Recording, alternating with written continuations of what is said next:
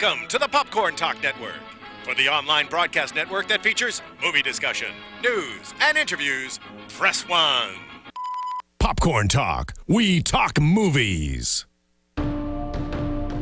In a world where action movies are constantly exploding at the box office, our heroes take on the monumental task of dissecting and analyzing all aspects of action movies to truly understand what it takes to make a great action film.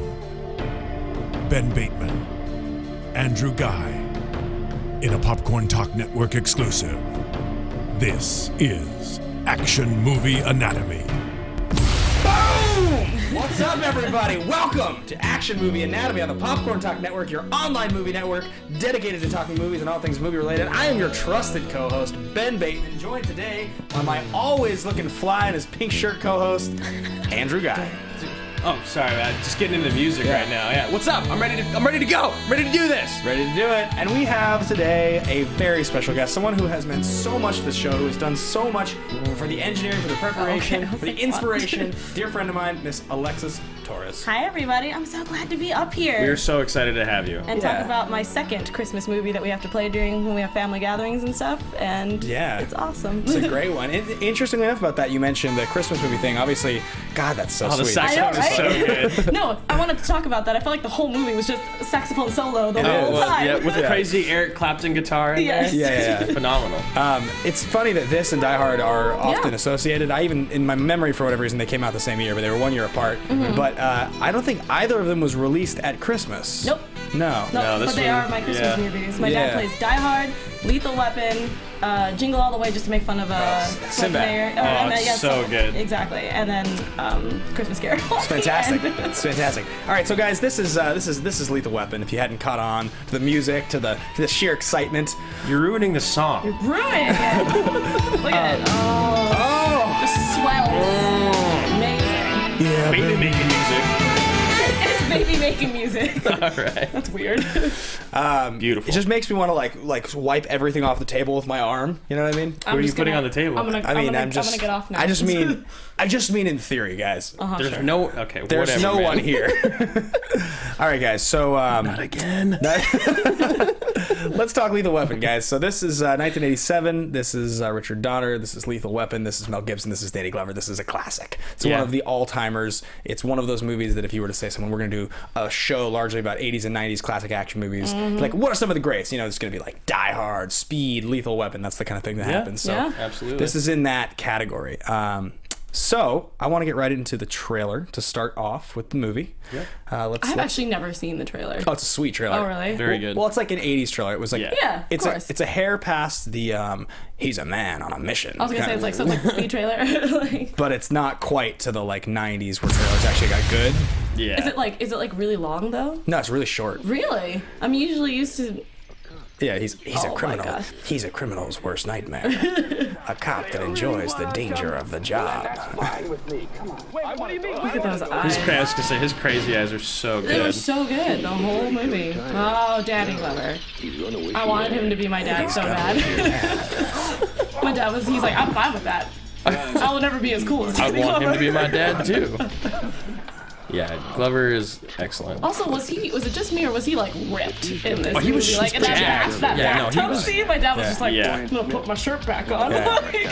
Which I did want to mention the bathtub scene. Yeah, it's awkward. It's not weird to anybody. It's pretty awkward. His daughter's like 17. Yeah. And he's just like in the bathtub, like kissing him on the cheek. It's like your dad's naked. Well, there's bubbles. I don't know if you noticed the bubbles covering his Johnson. There's like 7 bubbles. I guess just because it's your dad, it's not supposed to be gross. But yeah, I felt a little weird to me. Yeah, it's not like when I was 17, I did not watch my mom or my dad bathe.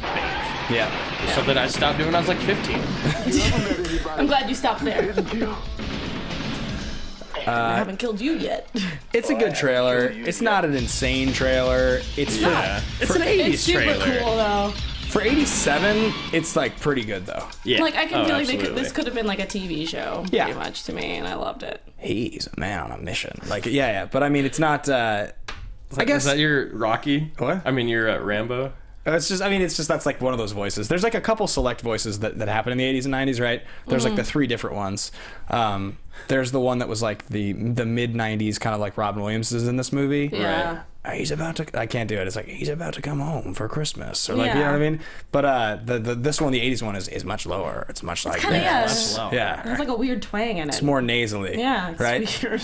He's a one-man army. Like, anyway, that we're just harping on this now. So let's talk about what makes up our show here, guys. This is Action Movie Anatomy. We talk action movies here. The movies that we talk about have to basically adhere to 4 basic rules. And those 4 basic rules are: rule number 1, the hero always plays by their own rules. Rule number 2, the hero and the villain are always the smartest people and or dinosaurs or aliens or something in the room. Right. Rule number 3, the hero is a police, military, or political figure. And of course, rule number 4, there's always at least one explosion, which seems to get easier by the week when we do this show. Yep. Occasionally, we'll skip one, but most of the time, they fit. I'd say this movie fits pretty darn well. It does, because the general Yeah.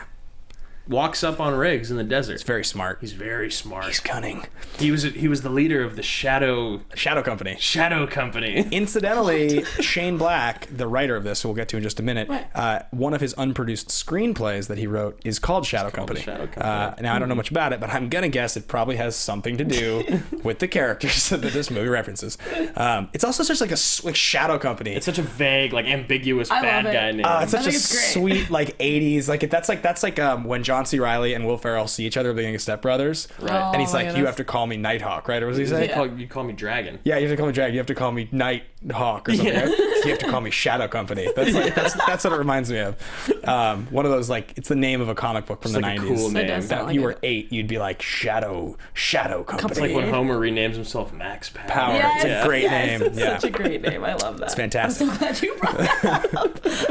So let's do the first 2 things we do. What we start to do with the show, guys, is we're going to open with one bold statement, essentially our thesis statement, and then a fist pump moment. Fist pump moment is kind of like that moment when you're on the couch and you're watching the movie and something happens, and you look around, you're like, did you see this? Right. Like it's kind of like it's overly excited, but it just really applies to you. It could just be a look. It doesn't really matter it what could it be is. anything. So we are going to start with our thesis statements, and if you guys want to add, please, if you're watching this live, share them with us on the live chat. You can tweet at any of us. I'm at Bateman Media.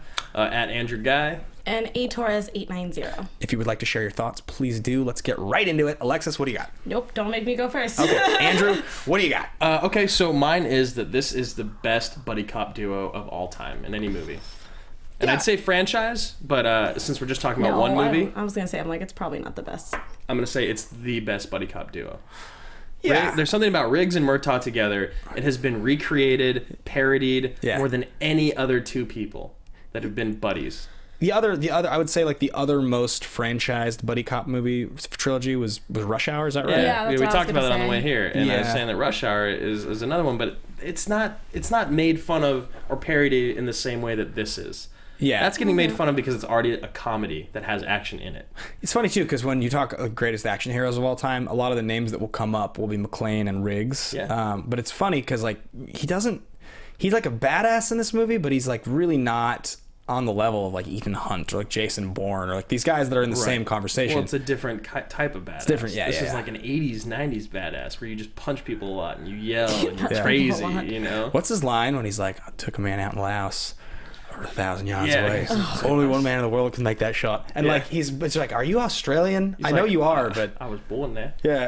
It's like, are you supposed to have that It's accent? like 8, maybe 10 people could have made that shot. Yeah, exactly. It's like, do we care? Are we supposed to care about what you're saying right now? Foreshadowing. Though there was never, in the end, he doesn't make the big shot. Well, yeah, I mean, he's got like Busey like right in his crosshairs. Yeah. It's like a perfect shot. He's like, I can't get a clean shot. And he's like standing in between the door and the car, and the crosshairs right on his chest. Get out of the way, Roger.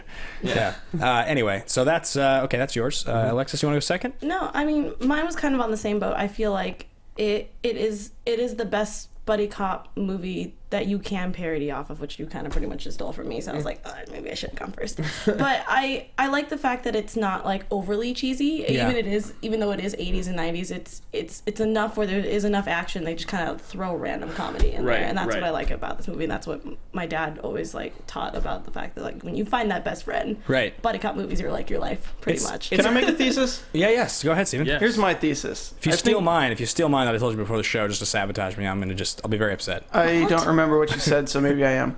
I think it's troublesome to say the best buddy cop of all time, because I always think saying the best is like final. Right. I really think this movie is the one foundation buddy cop movie that all others are based on. There you Yes, go. and that is definitely true. Yeah. Yeah, I think that's very fair. That's what I was trying to say. It's quite good. It's quite good, Roger. I'm going to say there is no movie in existence more ripe for a reboot than Lethal Weapon 1. That is my thesis statement, and I think there's been a lot of discussion about a reboot. There was a couple years ago. There was the possibility of Gibson returning. And that's not what I mean. I don't mean a reboot like a new Lethal Weapon. You mean like a an recasted actual reboot? What about Waterworld?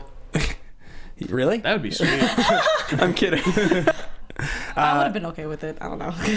I'm Yeah, moving like that. I think a remake of this movie now, if done correctly, could be really good. Like I think, and we'll get to- absolutely. But do you actually think that this generation will actually be like all for it? No, and we'll get when we get to recast. I changed the tone a little with my recast, and Yeah. it'll make a little more sense when we talk about it. But yeah, I think It'd have to be a different feel. yeah, Yeah. exactly. You know, it's exactly. like everything nowadays is much more serious. It'd have to have a more serious feel with good comedy. Yeah, I don't think you could get away with like really sort of cartoonish buddy cop. I think that would just go under the radar. If you wanted this to be like a massive moneymaker, it would have to be a little darker, and the actors you put in it. We'll get to that. So let's get to our fist bump moments, guys. What resonates with you? What made you look around? Are you seeing this right now? That one's tough. For me, probably. Well, I don't know, because I liked the gun range scene. Yeah. For me, Yeah, it wasn't that's like a a good scene. giant fist pump moment for me, Yeah, but it it's was kind of fun, like though. this movie's gonna be so awesome because I Yeah, love yeah. Mel Gibson, especially when he put the smiley face right on the target. Right. Favorite moment of all time. Yeah, great. that is very good. Yeah. Yeah. Mine's the torture scene at the end. Like once Okay. they get captured and they're in the warehouse. Sure. When that's going on, I'm like, okay, because again, I do enjoy this movie. Yeah. I think it's a very good movie, especially for what it does for like what Steven said. Yeah. But you have a hard time being on board with its believability a lot of the time in the movie. Yeah. It is a little too like gimmicky and cliche. So when they're in the warehouse getting tortured, the both of them, and then he like brings out the daughter and chains her up, I'm like, okay, I'm on board. I believe this. I Yeah. believe the Yeah. emotion. I believe the pain. I believe what they're doing to get the information out of them. I like here. Yes, let's go. What's going to happen over the next 30 minutes? And it ends up being the best 30 minutes of the movie. Yeah, the Pretty ending much. is, yeah, I agree. My fist bump moment, it's difficult because I genuinely just want to use my favorite line, but I'm going to save it. But Oh my word. I think my fist bump Ben moment, has said his favorite line in this movie Like, probably like 10 to over 15 and over times. and over and over. and it'll make sense later when we get to it, especially if any of you, like my friends, are watching this movie and you know my penchant for Point Break. This will make all the sense in the world. But the moment that I love in this movie is when the whole like the cavalry is rolling up on the lawn when they're fighting in the rain. Oh, yeah. Oh my gosh. When So it's good. Gibson and Busey are having their fist fight.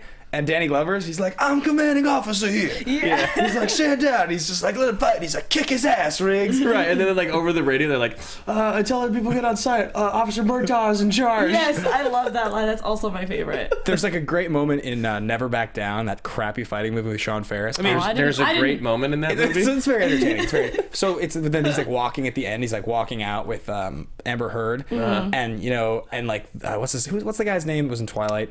You know, the blonde guy, the jacked guy from Never Back Down, the villain, Oh, I can't remember.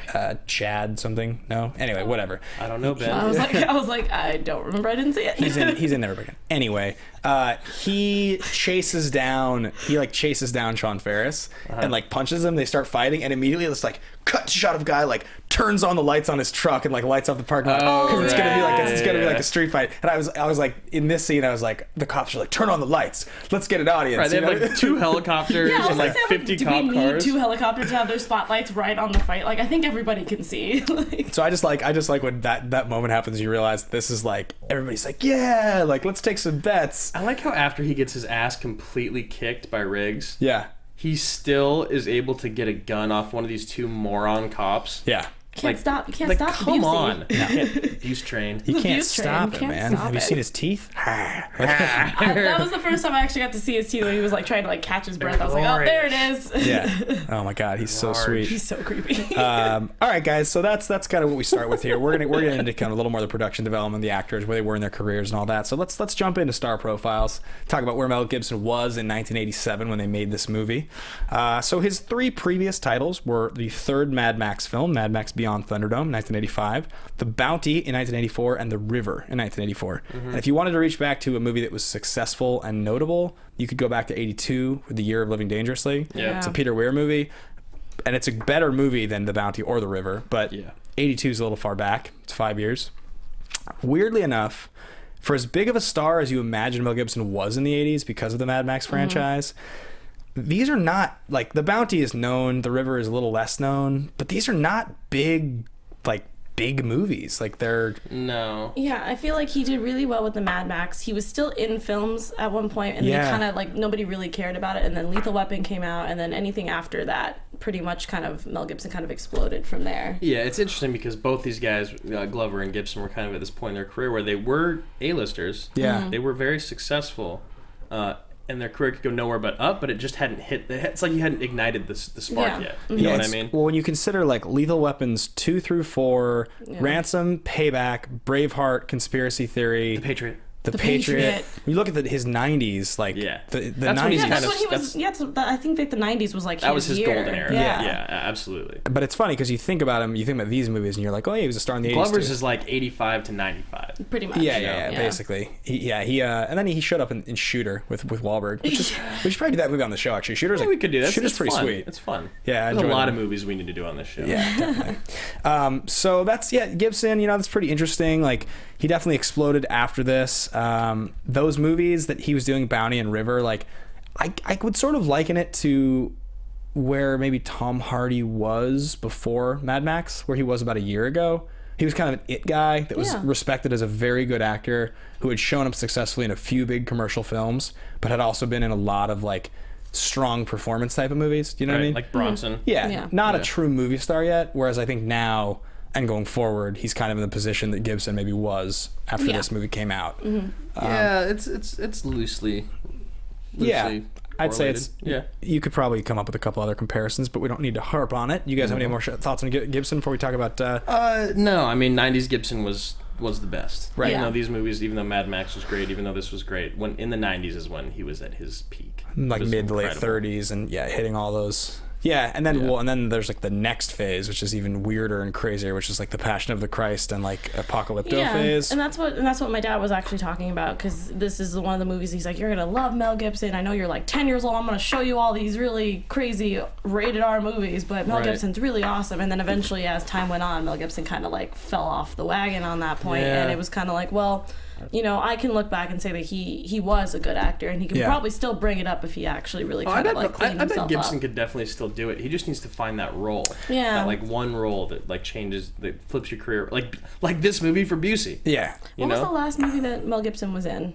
Was it that Beaver movie? Yeah. Well, he was in Edge of Darkness a few Yeah, years that's what I ago. was gonna ask. It was an The- action movie. I just can't remember what it was It's like called. really dark with him and I think Brendan Gleeson was in it, and he's like, that was like sort of, I remember it was like 4 or 5 years ago, I think, and he's like, he's good, he's dark, but he's sort of hasn't the right role or the right director would have to come along, because he's older now. He's in his 50s, I Yeah. think. So in 2010 he did Edge of Darkness. Then in 2011 he did The Beaver. 2012 he did I didn't even know Get the that was Gringo, which I never saw. I remember that. I remember that. That's the one I was talking about, was the Gringo. I didn't get to see that, so I was kind of like, oh. Yeah. Then Machete Kills, and then The Expendables 3, which I want to watch. Oh, that's right. He was in that movie, wasn't he? And he even makes a reference or like a callback to this movie. I can't remember exactly what it is. I need to watch Expendables 3 so that I can see Gibson do a movie. Be again. just old. Yeah. There's also What Women Want. We can't forget that. It's Hey, a man, classic. that was a classic. It's not an action movie, but it was awesome. I just wanted to talk about that movie. Just want to talk about it. That's all. And Signs is one of his big ones too. Yeah. But anyway, we digress. Yeah. Let's get into Danny Glover. So Danny Glover, you know, the over the hill. My other dad. Yeah, Danny Glover was like, when I was growing up, he was that really nice looking, like the nice cop, you know, like the nice. Yeah. He had that real family feel, the Well, big smile. growing up, did you know him as a lot of other things other than Murtaugh? I remember Silverado. Yeah, that's I remember, the other one I know him I remember from. that, like, seeing it on TV, and I think we might have had it on VHS. And isn't he never- in Angels in the Outfield? That's him, right? Yes, Yeah. that's So- another love that one. movie. That's Yeah, one of it's my great. favorite sports movies. That was it for me too. Is I'd seen him in Silverado, kind of. Yeah. All the Lethal Weapon movies. Yeah. And then Angels in the Outfield. And I remember... I didn't mind him in Angels in the Outfield.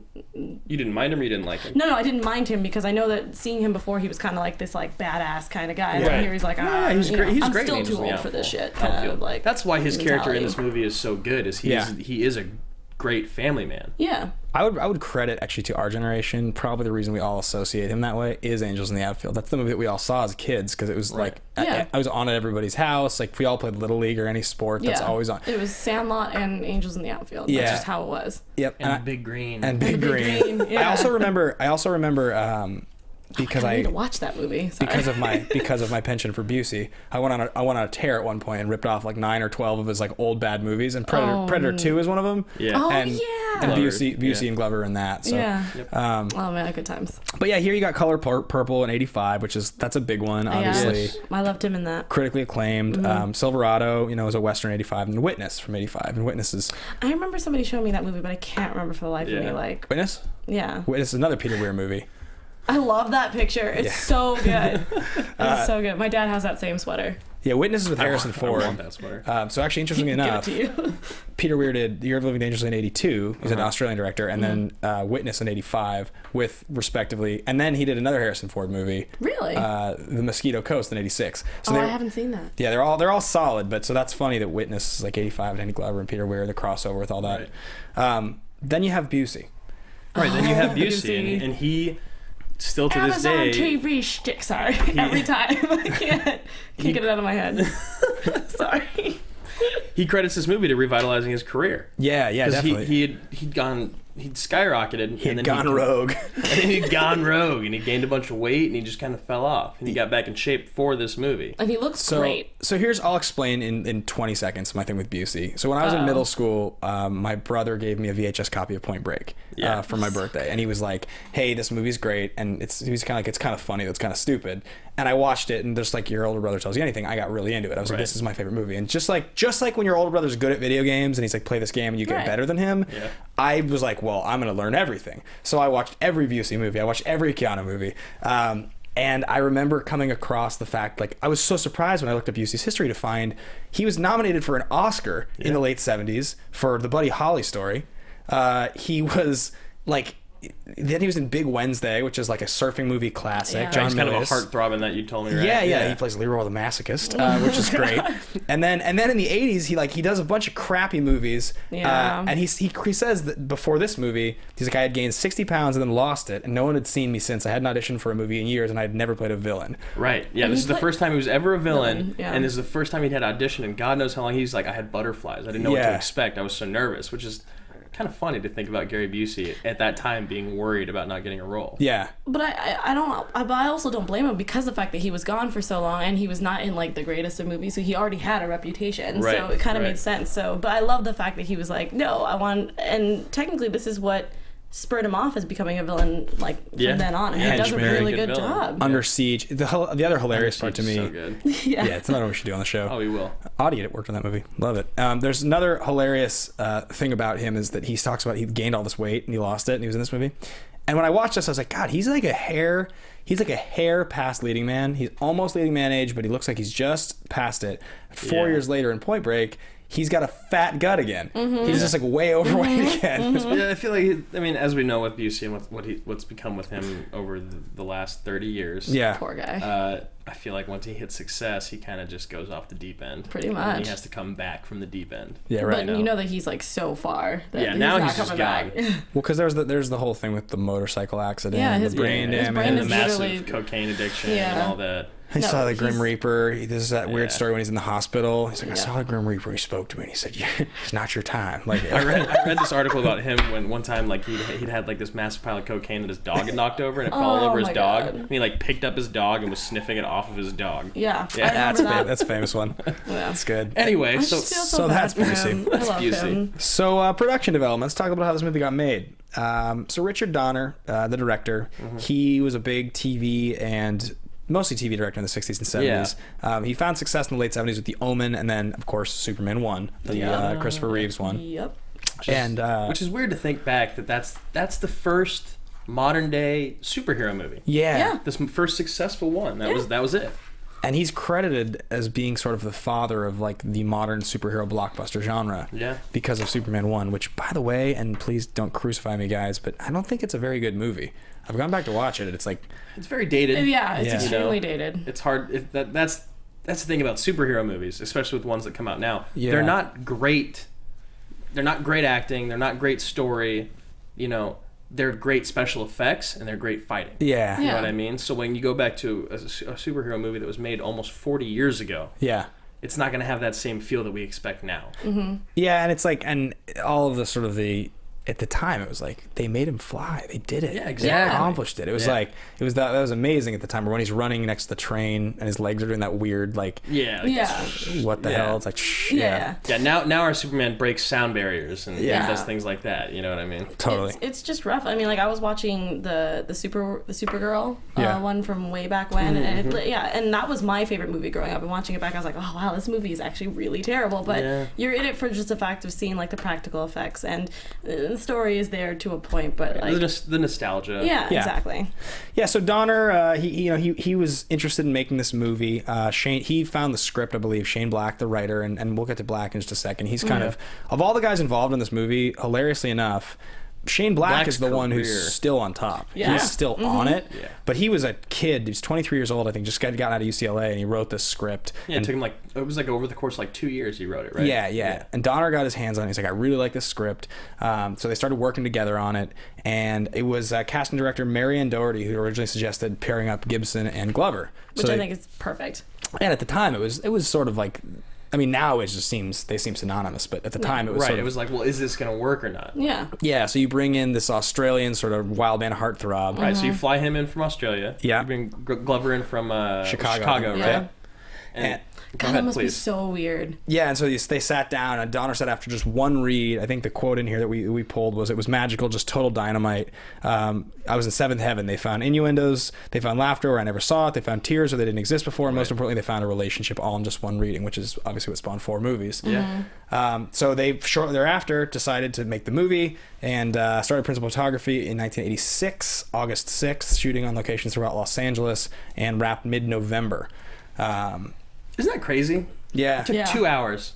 It took 2 hours of these two actors to sit down at a table to create this franchise that lasted for over a decade.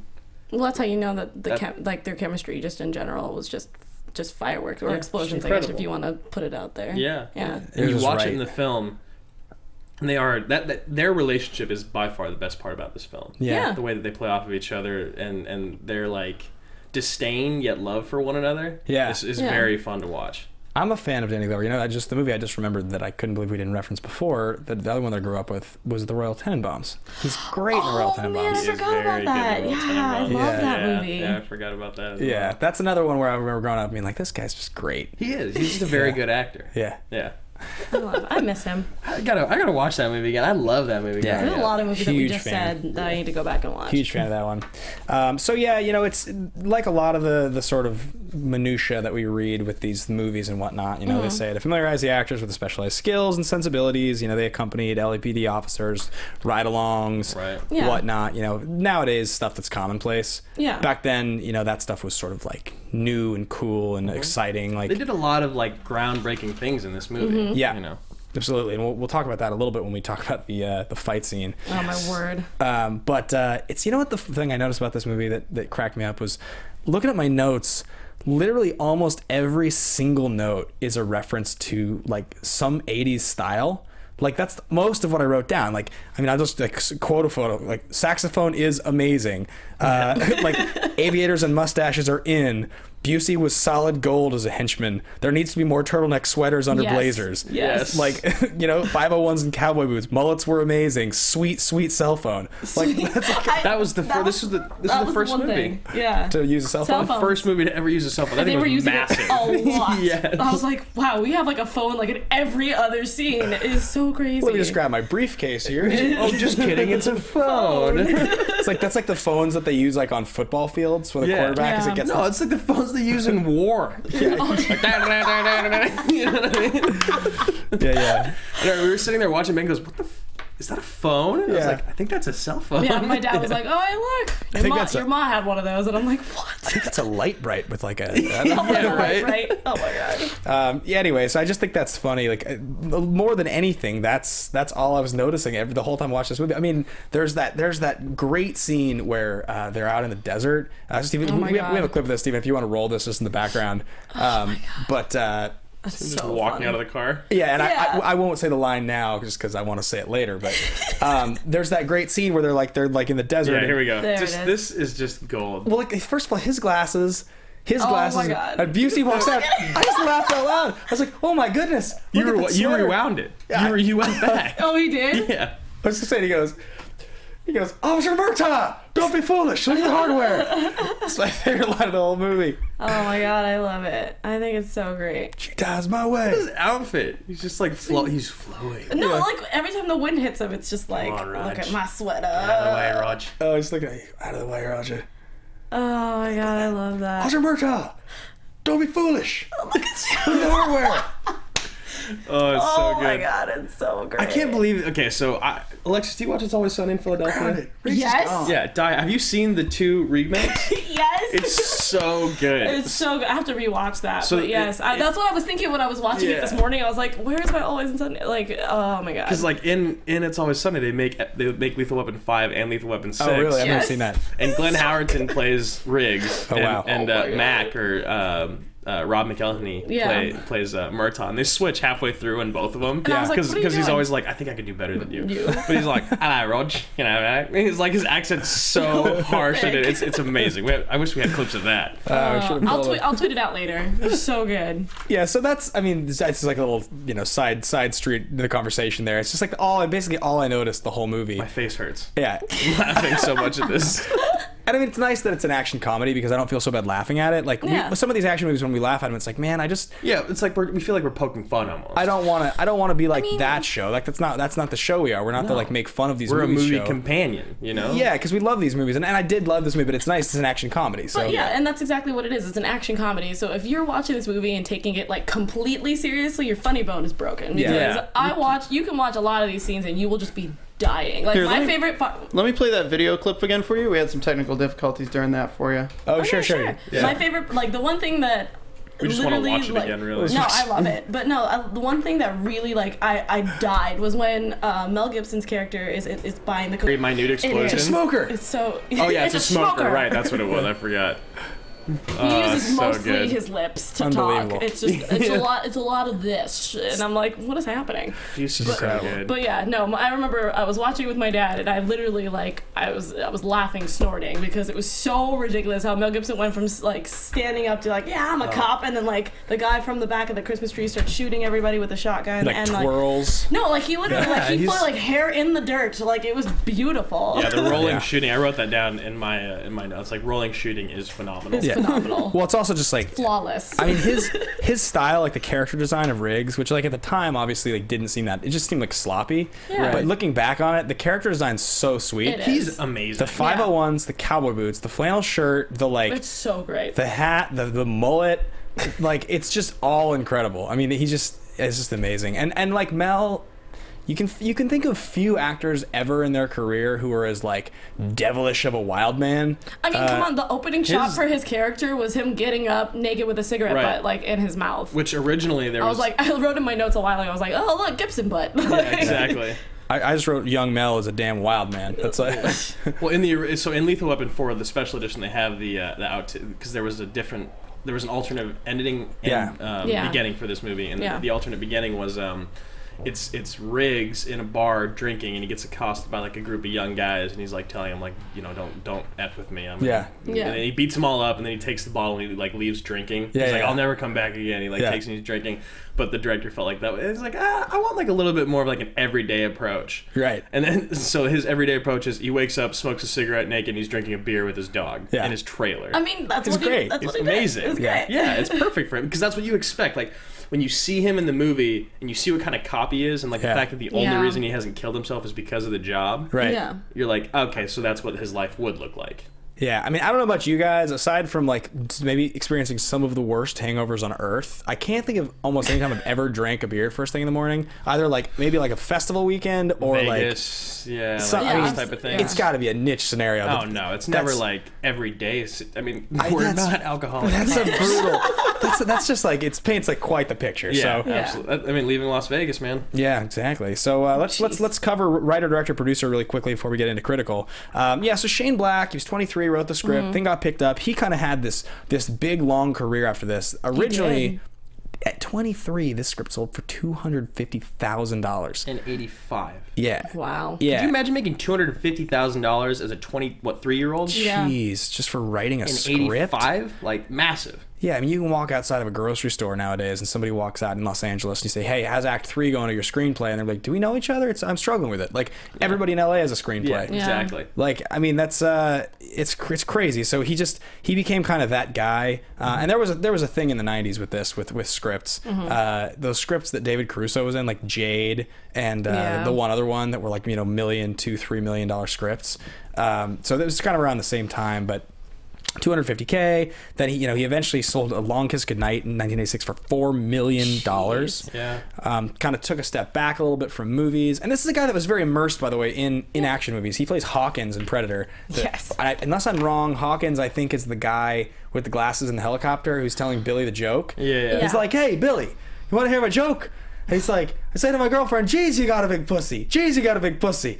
Cause the echo." And it's like, that's like yeah. I think that's his. Wow, Andrew didn't like that one, huh? No, that's how Billy laughs. That's the laugh. It was a joke. So I think we could just do Predator lines because it's like my favorite movie in the world. But I'm surprised you guys haven't done that yet. we will do it soon. Very soon. We one night bought it recently just so we could talk about it. Nice. But anyway, so Kiss Kiss Bang Bang. But then Kiss Bang Bang is like my favorite. That was his movie of all directorial time. debut. it's Yeah, it's my 05, favorite one right? of him. Yeah. It's a great movie, and Shane Black's known, and you can pick up a lot of that in the script for this Yes. movie for being very self-referential to the genre.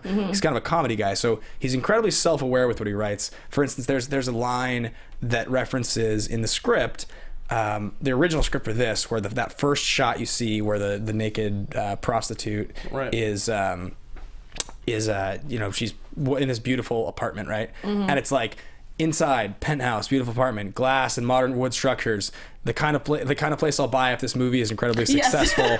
Great room to have sex in. Yeah. Like, so he writes stuff like that into his scripts, and that shows in Kiss Kiss Bang Bang because it's a very it's set in Hollywood, and it's that's just kind of his style.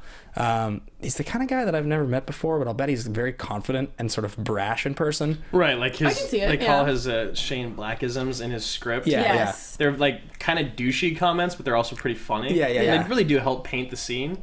But yeah, you kind of wonder, like, if you were to meet him, you're like, are you awesome or are you kind of a... I could totally see him, like, when he's writing a script, he's just, like, chuckling to himself as he's writing. I'm exactly. oh, you're kind of a dick. It's like, would you offend me? Yeah, he lived in a house with several other like writers that ended up being fairly successful. Guys that ended up like Monster Squad and a couple guys whose names I didn't write down, but they all ended up being highly paid screenwriters. They lived in this house together, and they called themselves like something like the Ultimate Bro Pad or something. I can't remember what name it was. And it's like they would like reenact scenes from John Woo movies at like 3 a.m. on their front lawn. Drunkenly in their lawn, yeah. Sounds like something we would do. So It sounds like what we did last night.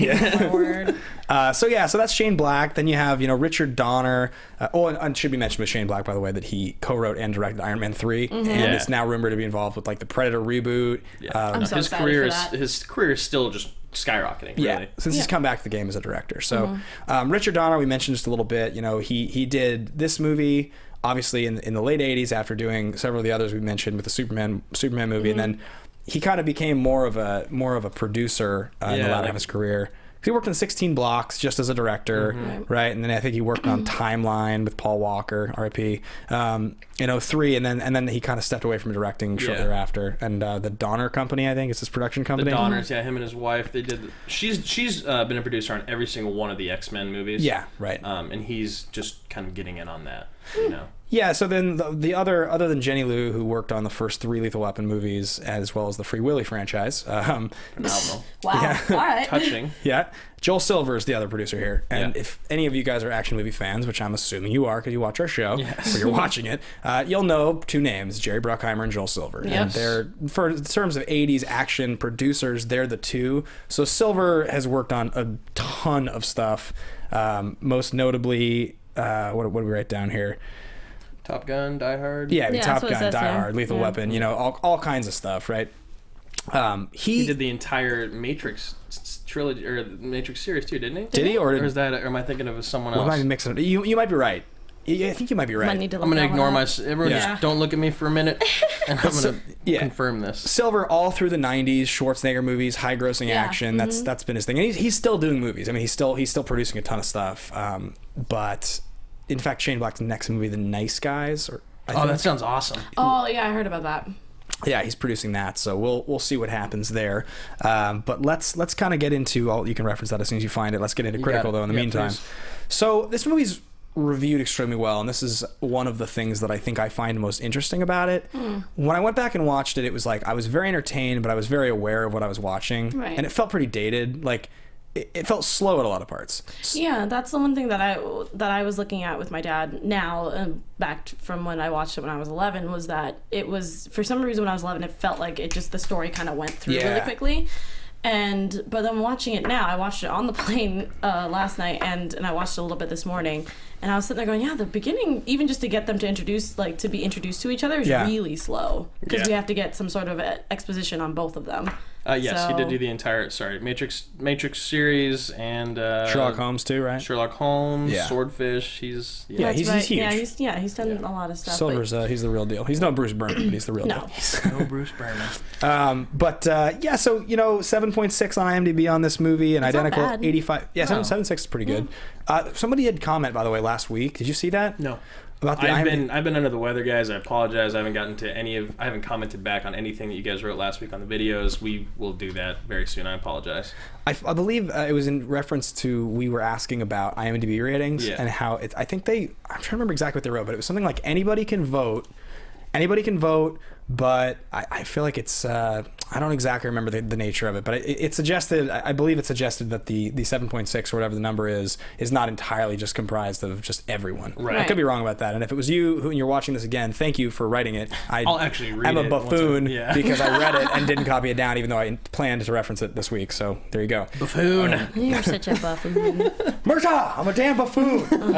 But anyway, 85% identically on Rotten Tomatoes between the top critics, which is generally speaking the one that Definitely the most critical. They're Yeah. very. yeah, and then audience, which is always weird because top critics sometimes will be like 37%, audience will be like Yeah. 90. Yeah. But it's And exactly that makes the a same. lot of sense for the type of movies that we do. And Yeah. that we really enjoy. Yeah, some of them are so Yeah. weird. Like Man on Fire was the weirdest one to me. Yeah. How did that get like a 30 some odd percent? Right, but then Well, the 'cause they're audience give overly- it. Like 80 or something, or Yeah, 90. Yeah, Exactly. because They're they're overly- overly critical. Yeah, because the Yeah. story's not great, and Right, there's right. good. Anyway. Yeah. So like Matt Brunson here, he's like one of the top critics. His comment that I pulled here was, "Yeah, I know it's considered an action classic and routinely pegged as one of the best buddy cop films, but it's always held just marginal appeal for me. Besides, compared to Die Hard and its quotes classic status, seems even more ludicrous." Now, I thought that was a really interesting comment Yeah. Yeah. because it's kind of how I felt while I was watching it, which is that yes, this is a Godfather movie in the genre, Right. in the buddy cop genre, but as an action movie, it doesn't hold up really against like a movie like Die Hard or against say a movie like Speed. It's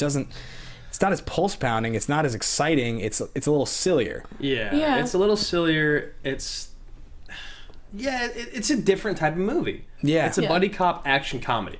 I know? think it's more dialogue heavy than actual like action scenes, because I feel like you said earlier, Andrew, that the meatier part of the action's like in the last hour, Yeah. maybe half an hour. Absolutely. And now this can be, and before we jump into it, I was going to say it can be reflected by budget, which was only $15 million, but we'll ask the other, we just back Words. Yeah. Well, do you want me to do the Siskel one? Because that's what I found very interesting. Sure, yeah, please do. That's So what I was gonna reference. Siskel wrote a longer review, but I'll just take the last half of it. It says, they make a great team and some of their early adventures are exciting, but the film runs out of gas as it turns into an extended chase sequence culminating in a cheap slow-motion karate sequence.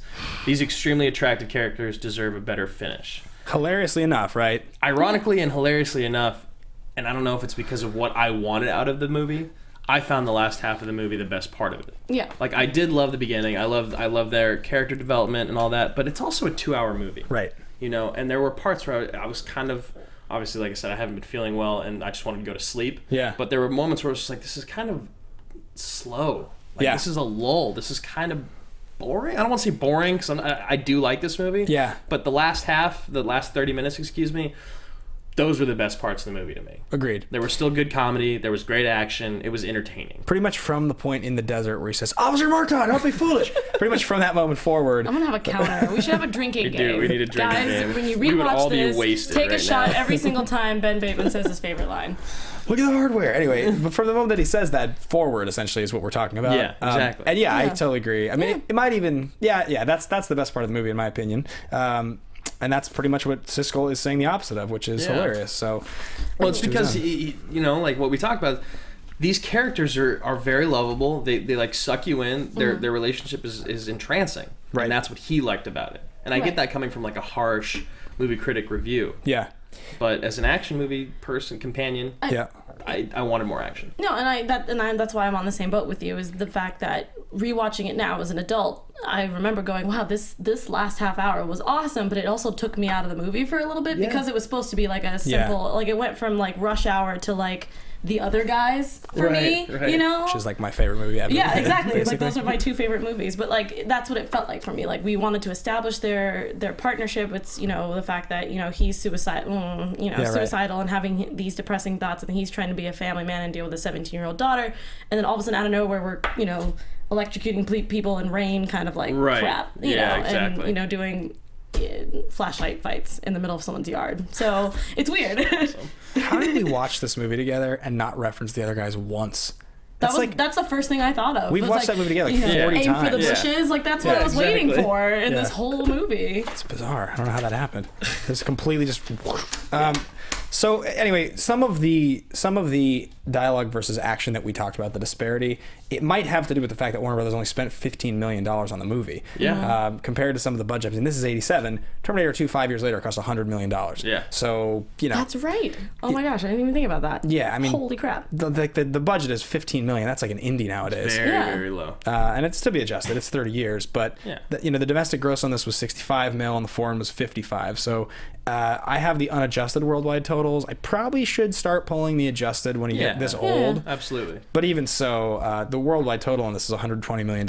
It's a pretty good return. Wow. And it was not expected because this movie came out on March 6th, 1987. I mean, this is a March release. That's weird. I didn't know that. Movies that come out in March are not like moneymakers. I mean, I think this is the 12th highest grossing movie of Mel Gibson's career. Wow. And we have a graphic that I don't have here, but we'll throw it up of the movies that were in theaters at the same time as it. Yeah, because I wanted to know what they were competing with. Yeah, I have the adjusted here, so it's like 135 million. Yeah, it was okay. Made, All right. So yeah, this is what it opened against, right? So it opened number 1, Platoon, still in theaters, right? And Platoon came out in '86, by the way, I'm pretty sure. Okay. So it's just still in theaters. That's how movies were. Angel Heart with De Niro playing Louis Cypher, the weird Mickey Rourke. I remember that. That's like a weird movie. I really didn't like that movie. Did you guys notice that Over the Top is number 12? Love Stallone. Yeah.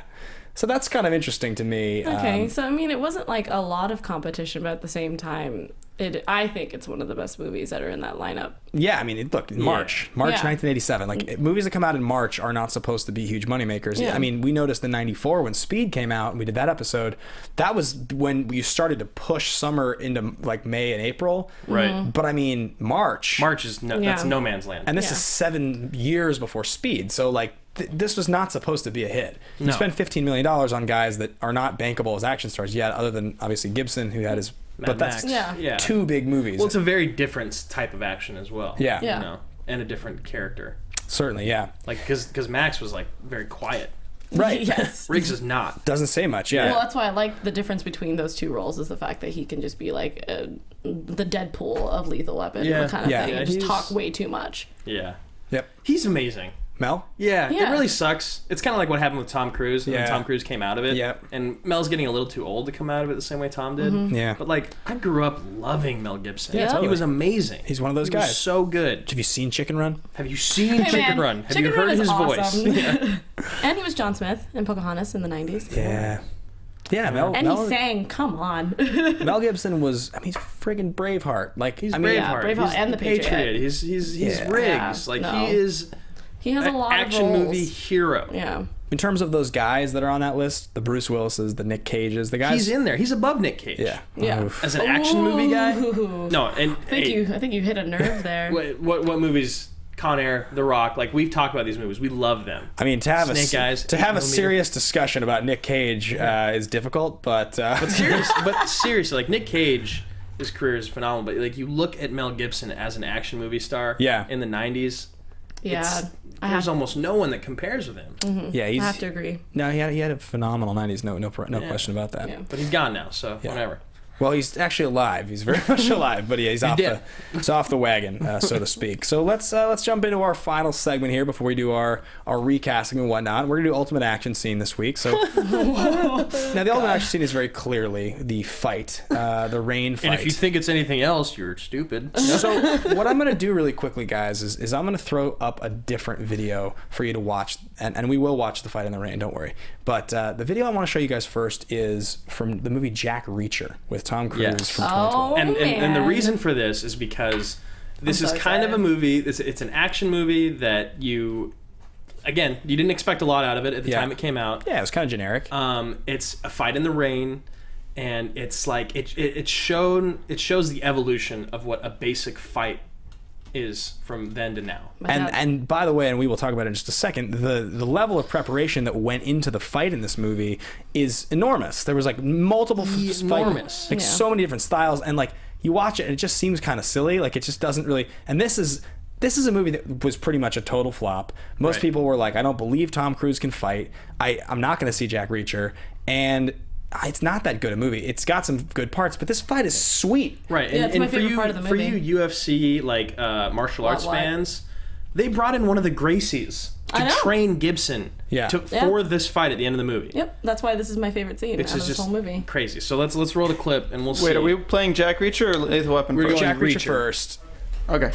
But yeah, I mean, you'll see this, and you obviously don't need to hear much, but like, it's just this great, so good. It's a great combination of physicality, I'm super proud of punching, like interesting fighting. Yeah, but, it's but like, it's so funny because a lot of people were telling me that they didn't like that it was like, because most action scenes like this, they usually like throw music and like a bunch of like really cheesy effects. Like this is straight up, you're only listening to the rain. Yep. And there's blocking, there's punching in legs, like there's pressure points. Yeah, they went all out, and I love that. It's just cool. Like it's quick and seems sort of realistic, right? No, right. You're Like, look at all that, like the elbows and the flying knee is my favorite part. And this is how a fight would go down if two people knew what they were doing in the rain right now. Oh gosh. Well, the other great thing about this that is so like different than most fights, though they do a decent job with it in Lethal Weapon, is like when you get hit, you fall down. Right. No, that's the one thing. It hurts. As a person, if you're fighting a trained fighter, it hurts when you get hit. Yeah, because a lot of as a person who's done martial arts all her life, like getting hit by a heavy-handed person, knee. It's like so it's painful. Absolutely, and like obviously this is still stylized. This is still movie fighting. The fact that it was very realistic in that way. Oh gosh. Yeah. So anyway, it's gonna cut, but it's interesting to me. Glad that we got the scream in there. It's interesting to me that's essentially considered a generic fight. This was pretty throwaway. No one talked about it. It was not like this was great fighting. Yeah. But then you roll the next clip, which is the fight. The fight from Lethal Weapon. Is so great. And it's like I love it. I pulled like 2 minutes of it, and it's just like obviously the editing is much worse than it is now. Because it was But that's not why this fight isn't awesome. I loved it. Freaking helicopter. I was like, stop it. It's not like it's bad. It's not bad. I like it. It's definitely. I'm sure it was great for the time. Picks up the pole and then he throws him a freaking nightstick. Yeah. Or baton or whatever, and I was like, this is ridiculous. It's just like everything from the way it's shot to like. Give me that. It's just sloppy. Sorry. It looks and feels a little sloppy. Like well, that's what it was, because they're in the mud. It's not gonna be perfect. Jack Reacher was in the mud. If that dude had like a giant pole off the ground, and Jack Courtney was like going after Cruise like a giant pole, Cruise would have kicked his ass. Yeah. But I mean, it is Tom Cruise. It is Tom Cruise. That's right. It just shows that we've become accustomed to this in movies, and they do it in like Equalizer, John Wick, Jack Reacher, the original Old Boy. Like, you put the lead character against like 5 to 10 guys, and you expect him to like Yeah, like just be able to just perfectly annihilate choreographed, all like of them. with these amazingly I mean, it's the same thing choreographed with, like like fight martial arts moves. Yeah, I mean, have you guys seen On Back? It's like that. Yeah. Yeah, you know? exactly. Like it's like The Raid, you yeah, know. exactly. Haven't seen it yet. I know. It's really good. I'm You just need to gonna keep watch it. mentioning on the show until Yeah. you watch it. Yeah. So it says from the. Did anybody else notice he like became like a demon for like 2 seconds, and Yeah. then he's like being pushed into the mud? Yeah, it's great. And then here's the jujitsu. Like he uses it after he tries to arm bar him, and then he ends up getting him in a God, I can't remember what it's called right now. It's not a guillotine or a katana, or a kimura. I mean, it's called something else. Anyway, Triangle? I can't remember off the top So of my basically, head. it's like Cedric Adams was the first expert brought in. You know, Adams thought the best possible way to show how lethal Riggs really is to It's a show his triangle mastery of a hold. form of martial arts never before seen on screen. Right? So Adams taught the actors the movements of capoeira. Second technical advisor, Dennis Newsom, brought Jailhouse Rock to the fight scene. Yeah. A third technical advisor was Rory and Gracie, who specialized in Brazilian Jiu-Jitsu. The filming was spread over 4 complete nights, shooting from dusk to dawn, resulting in an edited sequence that would last only minutes on screen. I mean, that amount of preparation to, like... Crazy. you know, you watch the Reacher fight before this, Yeah. and then you watch this right afterwards, and you think about the 30 years that are in between the two. Mm-hmm. It is a pretty good fight scene, and that's Yeah. why we Yeah. picked it for our ultimate action scene. Yeah. But it is funny to, like you said, with all those stats. Yeah. The people that they brought in. I mean, maybe it comes down to editing. It might. It really might, because, I mean, we also talked about the other example we thought about using was one of the Bourne movies, but that's 10, 12 years ago. Right. So it didn't feel like it was as accurate. But, yeah, I mean, watching it now, actually, to be honest, it didn't feel as, like, watching it live just, like, yesterday when we watched it. Yeah, it felt a little... It felt better now. It yeah, feels like much better. Looked cooler. I just think that it holds up for what it is. Yeah, almost 30 years later. Yeah, it is Yeah. pretty damn good. I'm glad we picked that as our scene. Yeah. Because it is very good. It is I good. don't know what other scene you would have picked. It was either that or it was going to be the moment of when Riggs carries that little Asian torturer Yeah. guy. And he That was pretty funny. It's like, you just carried him from wherever you were just to throw him on one guy? So Because Riggs doesn't give a crap. Like, So Donner had said in the early pre-production that he really wanted this fight to have super unique, like a super unique feel. He didn't want it to feel like something you would see in other movies at the time. Right. And I guess thinking back to '87, it is a good fight. Right. It actually is solid. Except for Siskel didn't think so. No, he didn't think so. But you know, Ebert gave the movie like a perfect 4. He did. He so. gave 4 out of 4. So yeah, that's kind of, I don't know that there's much more we need to say about the ultimate scene there, other than it's like I love it. The situation is hilarious. It is. It's like, Murtaugh's in charge until commanding officers get on scene. He's just like, he killed 2 of I my take guys. full responsibility. Yeah, it's just hilarious. Like, that would never happen. it makes me so happy that Busey turned out to be the villain. Like Yeah, the real Yeah. villain. The general is so throwaway in this movie. Yeah. Yeah, I mean, I do like hold to what I said earlier though about like there needs to be more turtleneck sweaters under blazers in the villain genre. Yeah. And like that group of guys in the club when like Oh, that Busey was so gets good. the Busey lighter gets in the his arm. armor. Yeah. Yeah. It's like you just like these guys with like the aviators and the shirts, Mustache, the the mustache, the turtleneck, yeah. the blazer. Like it's all so 80s, and it's just that's kind of what Drive played on in a lot of ways. A lot of the characters in Drive looked like that. Yeah. I love the fact that he just like he takes his lead henchman and just burns his arm for like Yeah. a minute. Yeah. And Busey's unfazed. Yeah, Mr. Joshua. Oh god! The guy's like trying to buy the like heroin. freaking He's out. There is some terrible acting. the from secondary characters. actor. It's kind of like The Dark Knight. Yeah. Whereas like everyone's great, but then like the guys that are like the secondary guys, like the guy that's driving the truck or Yeah. sitting in the truck with Oldman. Yeah. He's Yeah. like, oh, that's not good. Oh, that's really not good. Yeah. You know, like they're just like these guys. Where do you find these guys? Yeah. I you think know? they're great. But no, the other thing that I wanted to talk about, I mean, we don't have to like touch on it. My dad really hated the children when the house exploded. Oh, sure. And they had to do that whole thing of like, Yeah. you know, does I heard cops shoot like, black guys. Yeah. And I'm like, yeah, that was an why was interesting that line. even necessary? I mean, Yeah, like it's for right not. now, I mean, it's crazy watching it now and how Yeah. it's really relevant into what, news is today. Right. But the fact that it was just kind of like, really? Yeah.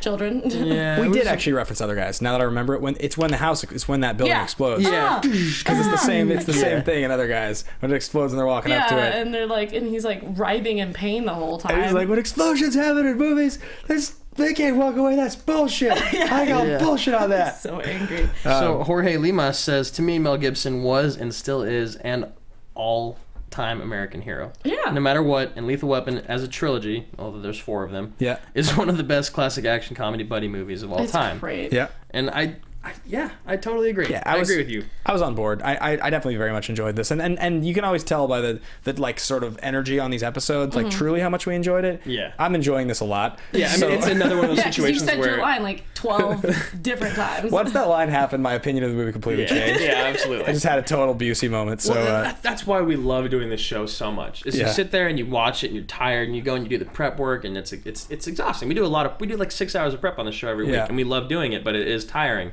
But when you get on the show and you sit down and you actually talk about it, you realize how much you really love these movies. Yeah. And how great they really are. Yep, absolutely. You know? Except for Independence Day. Except for Independence Day. Sorry, Alexis. Sorry, we know Alexis. you love that, but she's leaving. She's out of here. But all aside, that movie was I was still about to very It was forgive still you a good guys movie, too. You yes. guys just messed that up. So guys, one more time, if you are watching, if you are watching, you're in the live chat, or you happen to be watching this later, this is the part of the show where we'd like you to interact with us. So we're going to do favorite line, we're going to do where the hero and villain ranks, we're going to do recasting really quickly, we might even talk in Tom Cruise or Nick Cage voice for a minute. I'm not sure. They will do that. Not sure if we'll have time. I'm not sure if we'll have time. But let's get right into favorite line first. What do you guys got? I want to go yes. last on this Okay. one. Yes. Well, we already know what Ben's favorite line is. He said it the whole episode. I'll say it. We'll let him say it one more Go for time. No, I'll wait.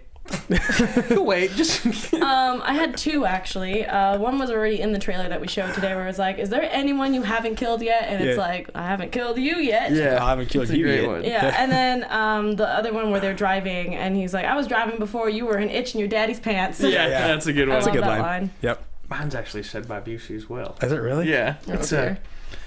Endo has forgotten more about dispensing pain than you and I will ever know. Yeah, I love that line too. It's a good line. It's a Great really line. good line.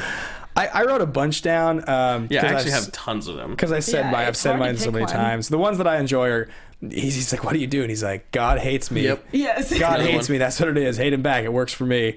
That's a great line. 6-shooter, huh? A lot Yeah. of old timers carry those. I don't know why I went like 1920s Yeah, I was villain like, instead of "Nah, she Australian ain't there, but I also like when he's like, I'm sick, okay? Leave me alone. she's like, "He's on the edge, sir. I'm telling you, he might be psychotic." Like that's a great line. But ultimately, it's Officer Murtaugh, don't be foolish. Look at the hardware. Like that's my favorite. I know I'm probably peaking. You guys are getting that in your headphones. I apologize for word. that. Oh, I'm fine. The other thing that also drove me insane was the doctor that was supposed to be like diagnosing Riggs and stuff like that. Was just like really The lady? Yeah. Yeah. It was just like when he's like, "Thanks, doc," and she's like, "You're welcome." I'm like, "No, that was sarcasm." Yeah. I was so mad. I was like, "Get out of here." So let's get into where these heroes and villains rank. So I'm not gonna. I had a hard time with this. I don't think that as sweet as Mr. Joshua Yeah. is, he's not. But he's like funnier than he is awesome, and Yeah. the general's forgettable. So it really just comes down to Murtaugh and It's Riggs. yeah. And I'll jump in on this one first. I think Riggs ranks for me. Murtaugh doesn't. There as a duo, it's hard to split them up. Yeah. We talk about that sometimes. How you get both halves of a character in a duo. And, yeah, they're the perfect Yeah. Yeah. cop together. Yeah. Yin and yang right there. Yeah, but I would say I'll put Yeah, Riggs in the top. I'll put Riggs in the top 15, maybe top 12 all-time action heroes. Ben and I have been talking about making like an infographic or something where we're going to start actually like placing the heroes and the villains. That's coming, and we want to Soon. do it very soon Yep. because we think it's very valuable to the show. Yep. I'd agree. Yeah, top 15 for sure. Maybe top 10. When I look at the actual list, I just have a hard time believing there's not going to be 12 guys I like more. Yeah, exactly. But on the other then we hand, go back and do it. and especially if we start watching 2, 3, and 4 again, Yeah, just I like love I number just, 4. I love before I 4. got here, I was watching 2, and I was just like, wow, it's like a totally different movie from Yeah. the first one. Well, the thing is that like Murtaugh is a great hero as well because he's the different he's the more believable human being. Yeah, of yeah. the Yes, two. yes. But he still saves Riggs's ass numerous times Yeah. through Yes, the he does. series. I mean, what you start to have to look at are like you just start naming the guys, and it's going to be like John McClane, John Rambo. Yep. You're going to have like a good Terminator from T2. Yep. You're going to have like who else? Like Ethan Hunt. You're going to have Jason Bourne. You're going to have right. Like you start. There's There's a lot of people to list. every one of Yeah. those guys to me is like higher on the list. Mm-hmm. Yeah. But then again, maybe we hit 9 or we hit 10, and it Right. And becomes it's like, well, what about Riggs? yeah. He might be. What's the argument to not put him there? He might be 9th or 10th. He could be. He could be top 10. I always shoot a little high to save my own ass. You know what? I'm gonna go bold. I'm gonna 10? say top 10. I think he's right on the back end of top 10. I mean, how many other great series are there where there's 4 of them in a row and they're all enjoyable and it's the same character and it's because the characters are so good. I have a sneaking suspicion when we sit down and make that list, our numbers will change, but Absolutely. my gut tells me 10th. What do you guys think? You said 12, 15? I said 15. Okay. I was gonna put him in my top 10. Top And now 10. that I'm thinking about it, he's slowly in my top 15, so it'll. Yeah. I have to really write it down. Right, Because exactly. everyone that you just named, I was like, oh, yep, oh, yeah, okay, yeah. There's a okay. lot of really good action movie heroes. Yeah. There's some real sweet ones. All right, so let's move in from hero ranking to recasting. It's my favorite part of the whole show. Love this part. I'm pretty stoked on mine this week. I'm stoked on mine, but I really, because we rode together today, and I'm mad at your Busey You like recast. my Mr. Joshua. I want your Mr. Joshua so bad. I'm gonna go first. I'm gonna use it. Go for it. You just steal it. I wanted to. No, I won't do it. Should I go first? Yeah. Should I start with? I'll start with Riggs. Sure. Hugh Jackman. Jacked. He's Huge. jacked. He can play the crazy very well, He's very good at it. and he's believable. He's a good actor. Yeah, Huge would be great. He'd be very good at this. I agree. I like that recast. Yeah. He's older, but he plays young well. Yeah, exactly. And that's funny because Gibson was 30 playing 38 in this movie, so Yeah. Jackman had to be like 45 playing 38 or whatever he is. Can now. he still? It's like He's 50. like 50. Can He's he like still 50, play yeah. 38? I feel like he can play like 42. He can play 42. I mean, Yeah. he's that's the thing about he's like a physical specimen, dude. Yeah. Like you put enough makeup on the dude, he can look like he's probably like 30. Yeah, you can know make what I it mean? work. Like Yeah. And like, I mean, come on, you're gonna show his ass at the beginning of the movie. who would be better? Who better than I Hugh love that the Jackman? two guys on this panel are the ones that are like, oh, who's gonna have the better ass? Look, any guy that's ever worked out once in their life watches Hugh Jackman in those X-Men movies and is like, that's inhuman. You're like Yeah. 45. He's insanely His ripped. wife even said the same thing. She's like, you really gotta just stop. Right. Just stop. I don't know who It's you are. He just- looks insane. Unreal. Yeah. Like his veins are terrifying. Yeah. They are terrifying. They're so creepy. Which I need to see the gunman because I've heard Penn is just I've heard yoked the out of same his mind. We thing, talked yeah. about it last week, I Yeah. think. Who'd you do for Riggs? I had 3 and I went by age. Mm-hmm. So mine, for the youngest, I picked Aaron Taylor Johnson. He played Kick-Ass. From Kick-Ass, right? Yeah. I feel like he can play crazy. He's getting better with his acting Yeah. since he's been, Chops you are know, getting better, Yeah, yeah. I just feel like he's just doing a great job. He has that comedy. He Sure. found that out in Avengers and that kind of stuff. Next would be is a little rough. Paul Rudd. I feel like he would be really funny to play the crazy. If you went with the comedy version of this, Yeah, I think- you could put Rudd in it for sure. And then yeah. for oldest, I picked Bradley Cooper. I like Cooper Cooper's a lot. good. Cooper's Yeah. very good. I feel like because of Silver Linings actually. Playbook and everything else, I feel like he can do. He's crazy so and good in serious. like Wedding Crashers. Like he can be funny. Yeah. He can be funny just to be funny. I like Cooper. That Cooper's might be good. my I thought favorite. about him earlier, and I dropped him. I don't know why I did, Yeah. but I think it might be because I don't know why. He's got the crazy down. Yeah, he's very good. That's really good. I ended up settling because I shifted the franchise in a kind of a darker direction. Yeah. So I wanted like guys that could be quirky, but guys that could like pull off the drama. I didn't really want Right. any slapstick. No, So I okay. went with Gosling. Yeah.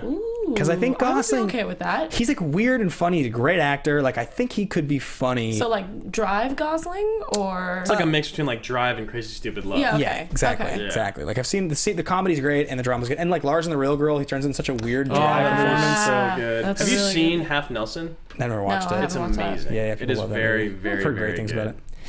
So that's my Riggs. What do you got for So your for Murtaugh, Murtaugh? don't do it.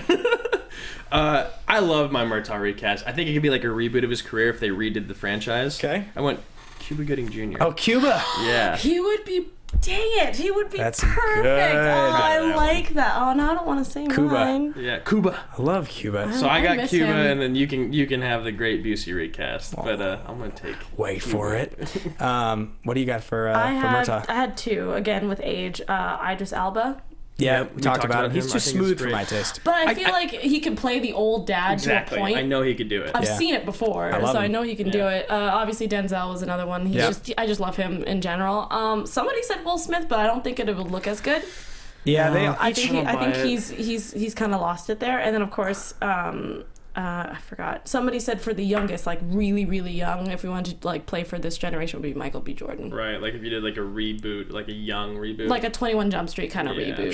Sure. Like that would be that. Makes sense. Yeah. I ended up going with Don Cheadle. Yeah. I'm so done with Don Cheadle. Like, I Really? love him, but I'm like, I feel like you're like the token black guy with everything. The other one I put was Terrence Howard. Yeah. Was Yeah, another we one I put down talked as about well. Terrence Howard as well. Because Yeah. he did well with Empire. I feel like he can play like a dad that's a little like, you know. The reason I went with Cheadle is Cheadle's a little older now. Like Yeah. he's He definitely is a playing the little older older. characters. I know he's obviously a quality actor. We all know that. Yeah. But if you Love guys Boogie Nights. if you guys all remember, like back in the late 90s and early 2000s, Cheadle was a guy that got put into like kind of lighter, funnier roles more often. You know, Yeah. like his character in the Iron Man Oceans stuff. franchise. Like when he plays what's Rusty? No, not Rusty. What the hell's his What are you name? talking about? In the Oceans Oceans. franchise. Oh, yeah. Like Boomer. Or I can't remember. I that can't name. remember all their names. It's too much. Whatever There's his- 12 of them. Yeah. Basher. Basher. Is it Basher? Basher's his name. Alright. I need to watch those again. Yeah, like those movies, he's kind of like fun. I think he could do it, and I just the weirdness of sort of the dramatic quality of those two guys together, to me, I think actually might make for like a really weird, but kind of if the humor was in the dialogue and the acting. Yeah, then I can see that. Because neither one of those two guys has movie star comedy. We talked about this a lot. Like Yeah. the movie Who's star that? of Cheadle or Gosling.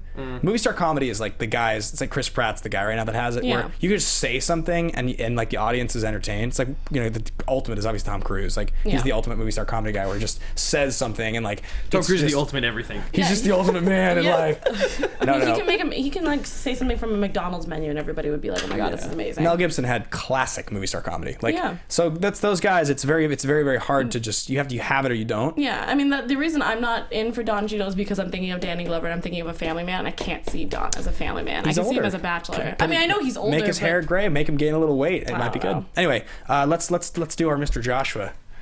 You go first, Ben. Go for it, because apparently yours is perfect. Josh Brolin.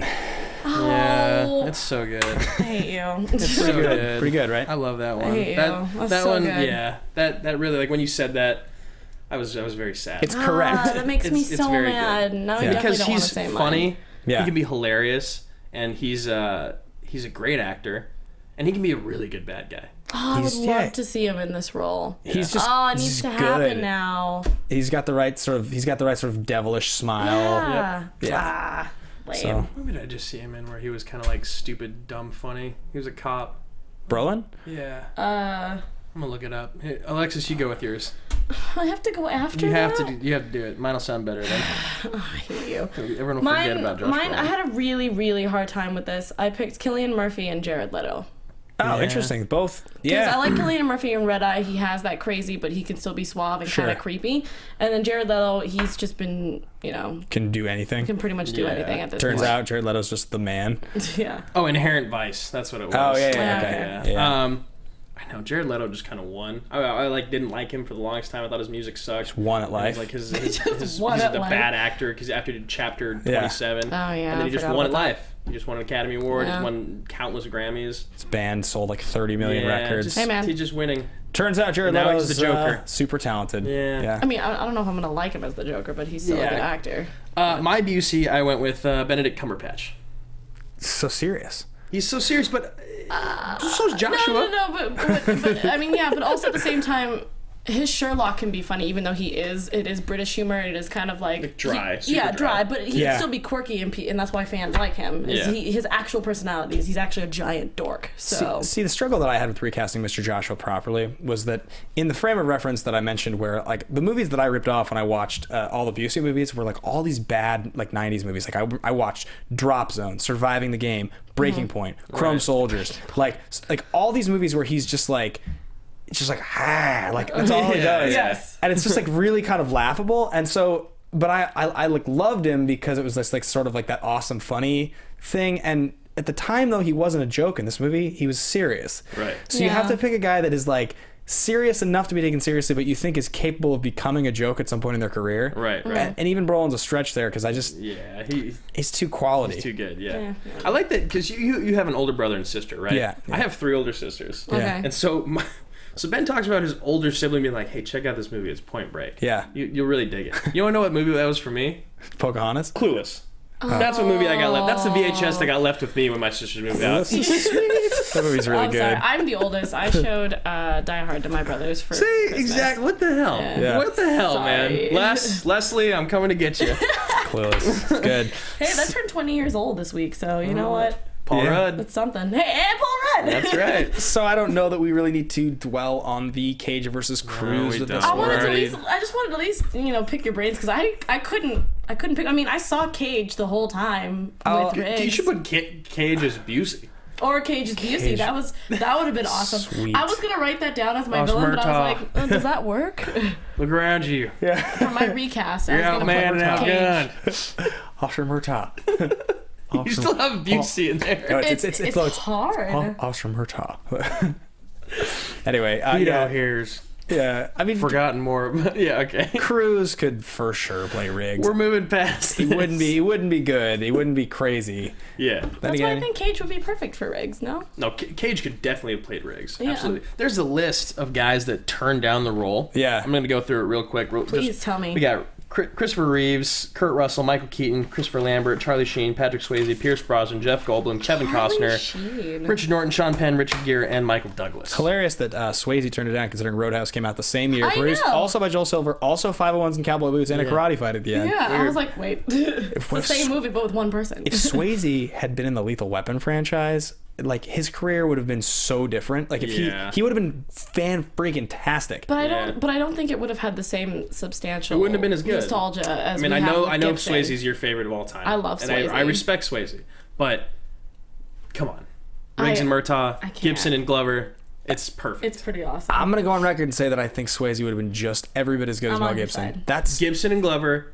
Swayze and Glover. Which telling one you- sounds better? the best part of Swayze's career, the character he's best at playing, the Point Break character, is basically this. Right. It's the adrenaline junkie. He even adrenaline, has the yeah, long the hair. crazy- yeah, He's yeah. great at it.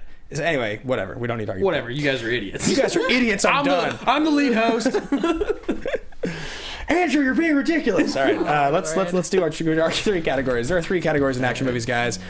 Those three categories are totally legitimate, totally ridiculous, and ridiculously legitimate. They are symbolized by movies that are completely, totally real movies that just happen to be action movies. Movies that are totally off a cliff of absurd but are laughably awesome. Essentially, like Con Air or something. And then movies that are kind of a hybrid where they're campy but they're serious, and you kind of just love them unconditionally. It's movies that you would call more sweet than high quality. Yeah. And which of the three categories do you guys think Lethal Weapon 1 fits into? I'm going last on this one again. I have to. Okay. I want to. I had a hard time with this one. I picked ridiculously legitimate. It's hard not to. Yeah. It seems like the perfect. It's not legit. It's This saxophone. The saxophone is so great. it's amazing.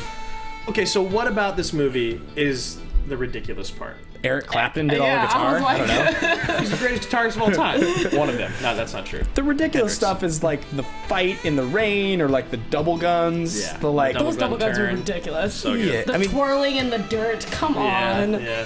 the relationship's good though. Yeah. Yeah. Busey's totally ridiculous. The whole time. I mean, the movie is not totally ridiculous because it's like more credible than that. Yeah. Like it doesn't feel like you're watching Con Air. Right. But it's close. It's to me, it's right on the edge of totally ridiculous and ridiculously legitimate. Yeah. So she's got ridiculously legitimate. Totally ridiculous. Totally ridiculous. Really? I don't know. I feel like that's a little harsh, man.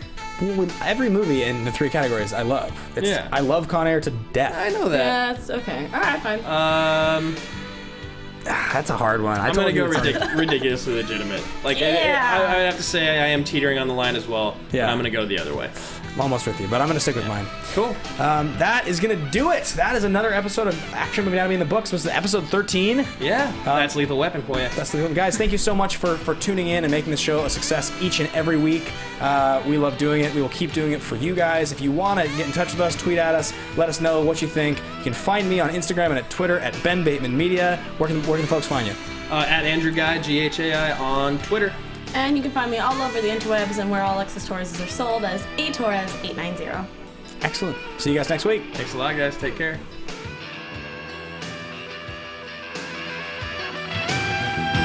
Producers Maria Menounos, Kevin Undergaro, Phil Spitek, and the entire Popcorn Talk Network. We would like to thank you for tuning in. For questions or comments, be sure to visit popcorntalk.com. I'm Sir Richard Wentworth, and this has been a presentation of the Popcorn Talk Network. The views expressed herein are those of the hosts only and not necessarily reflect the views of the Popcorn Talk Network or its owners or principals.